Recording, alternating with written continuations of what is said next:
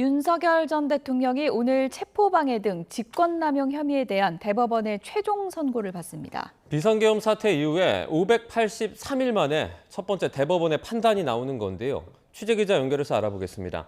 권준수 신규의 기자 나와주시죠. 네, 저희는 대법원에 나와 있습니다. 윤석열 전 대통령의 체포방해 등 혐의에 대한 대법원 상고심 선고가 조금 뒤 오후에 열릴 예정인데요. 구체적으로 몇 시부터 선고가 진행됩니까? 네, 오늘 오후 2시에 선고 예정돼 있습니다. 12.3 비상계엄 사태 이후 583일 만에 나오는 첫 대법원 판단으로 의미가 큽니다. 이번 선고 장면은 YTN을 통해 실시간으로 확인하실 수 있겠습니다.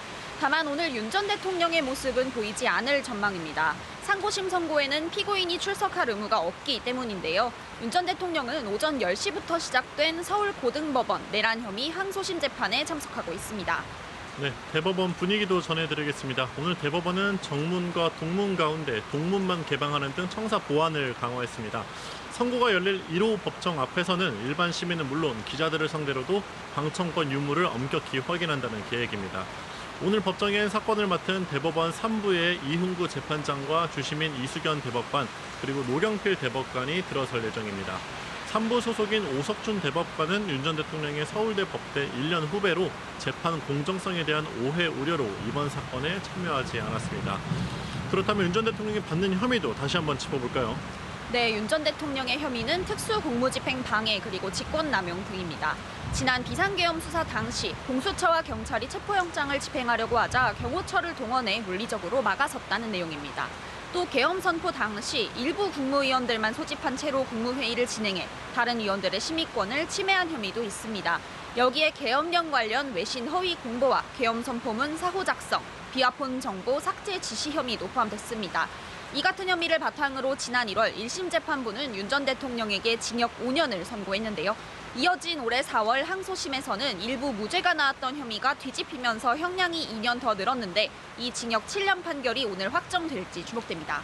네, 당시 체포영장을 막아섰던 경호처 수뇌부는 오늘 1심 선고를 앞두고 있습니다. 윤 전 대통령의 지시를 받아 현장에서 공수처의 영장 집행을 몸으로 막아선 인물들이죠. 경호 인력을 지휘했던 박종준 전 경호처장과 김성훈 전 경호처 차장이 1심 선고를 앞두고 있습니다. 같은 시각 오후 2시에 서울중앙지방법원에서 진행되는데요. 당시 공수처 수사권과 체포영장 적법성에 대한 논란이 있었기 때문에 윗선의 지시를 따를 수밖에 없었다고 재판 과정에서 주장해왔습니다. 내란 특검은 각각 징역 7년을 구형한 상태입니다. 이런 가운데 오늘 건진법사 전성배 씨와 윤영호 전 통일교 세계본부장에 대한 상고심 선고도 이뤄졌죠. 네, 조금 전 대법원은 전 씨와 윤 전 본부장에게 각각 징역 5년과 징역 1년 6개월을 내린 원심 판결을 확정했습니다. 윤 전 본부장은 전 씨를 통해 김건희 씨에게 6천만 원 상당의 명품 가방과 다이아몬드 목걸이를 건네며 교단 현안을 청탁한 혐의 등을 받습니다. 또 권성동 국민의힘 의원에게 불법 정치자금 1억 원을 건넨 혐의도 있는데요.